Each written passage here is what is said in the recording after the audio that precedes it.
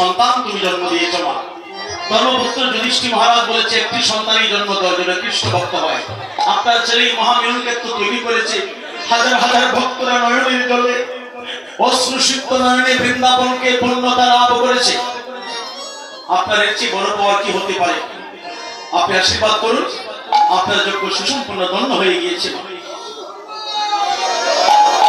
সবাই আমরা করতালি দিয়ে গানটা গেয়ে নেই। রায় আপন বন্ধু